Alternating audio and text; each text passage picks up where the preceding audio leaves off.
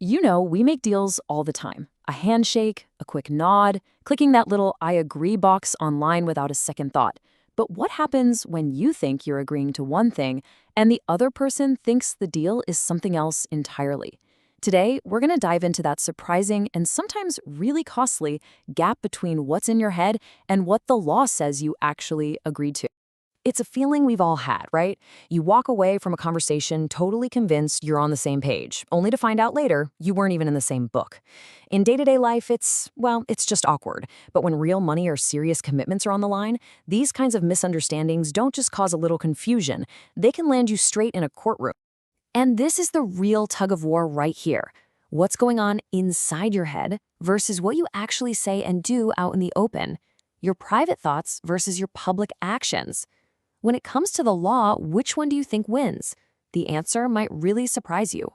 So, how does the law step in and play referee here? Well, it doesn't have a crystal ball, and it certainly can't read minds. Instead, it uses this incredibly powerful tool called the reasonable person test. Let's break down what that actually means. Okay, so the core idea here is called the objective test. What it means is that the law looks at the whole situation from the outside, like a neutral bystander. It asks a simple question. Based on what was said and done, what would a normal, reasonable person think the deal was?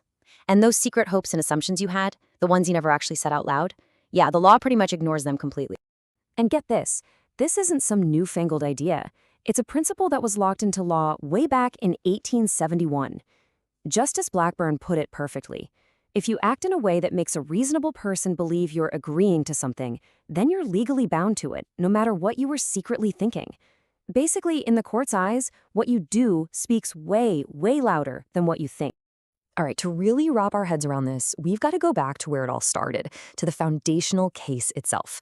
And believe it or not, it's a surprisingly simple story about a farmer, a guy with racehorses, and a huge mix-up over a bunch of oats.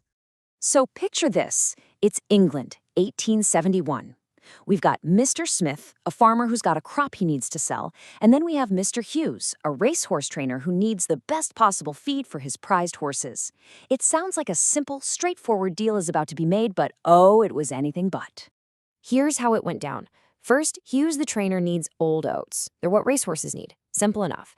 Then Smith the farmer shows him a sample of the oats he has for sale. Now, here's the crucial part. The sample is of new oats, but neither of them says a word about their age. Hughes just looks at the sample, assumes they're the old oats he wants, and agrees to buy a massive shipment. So what happens? The new oats get delivered, Hughes realizes his mistake, and he flat out refuses to pay. And this, right here, is the absolute core of the problem. Inside Hughes's head, the deal was crystal clear. I am buying old oats. But his outward action, what he actually did, was point to a sample and say, I'll buy those. He agreed to purchase the specific oats he was shown, not the oats he was thinking about. So how did the court see it? Well, they sided with the farmer. The contract was totally valid. The judge's logic was simple. Anyone watching this deal would say Hughes agreed to buy that specific sample of oats. That private assumption he had, that little detail he kept in his head about them being old, completely irrelevant, because he never actually made it a part of the deal. Okay, that's a fair question. It's a great story, but let's be real, we're not trading oats in the 1800s. Does this objective test really hold up in today's world of complex emails, digital contracts, and commercial leases? Oh, you better believe it does. Let's jump forward more than 100 years to a modern case. This one involves a big commercial property lease and a very, very expensive typo. This story shows just how powerful and sometimes kind of brutal this rule can be. 65,000 pounds. Just let that number sink in for a second. This single figure is at the heart of our next story, and it all came down to a simple clerical error, a typo that had absolutely massive financial consequences. So here's what went down. A landlord company fully intended to offer a new lease for 126,000 pounds a year. But somewhere along the way, someone made a mistake, and the official, formal, written offer that got sent out was for just 65,000. The tenants get this letter with a shockingly low price, and you can't blame them. They jumped on it and immediately accepted in writing. It was only after the ink was dry that the landlords realized their huge, costly mistake. So what do you think the court said?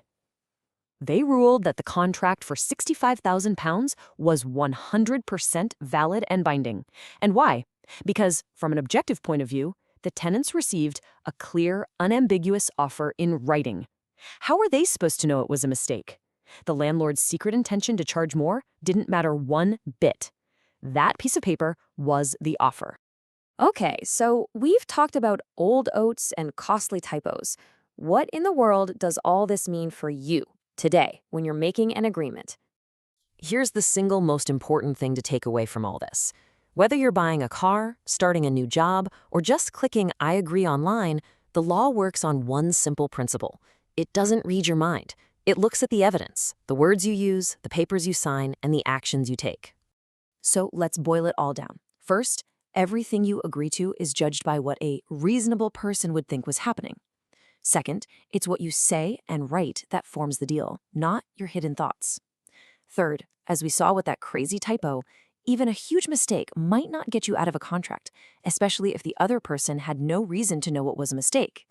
And finally, this rule might seem harsh sometimes, but it creates certainty. It means we can actually rely on what people say and write, which is pretty much the foundation of all business.